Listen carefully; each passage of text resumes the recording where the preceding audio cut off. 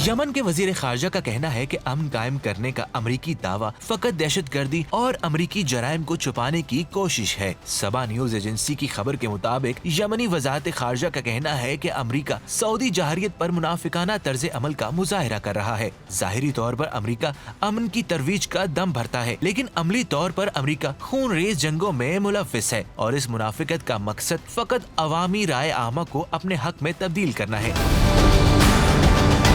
Yemen में Saudi जहारियत और दहशतगर्दी के लिए अमरीकी दावे मुनज़्ज़म दहशतगर्दी का हिस्सा हैं। इनका मजीद कहना था कि अमली तौर पर अमरीका सऊदी अरब, मुत्तहिदा अरब अमारात और इत्तेहादियों को असलहा और कुव्वत फराहम कर रहा है ताकि यमन पर जंग जारी रख सकें और यमनी इमदाद व वसाइल का रास्ता रोक कर यमन को बहरान, कहद और खुश्क साली का शिकार कर सकें।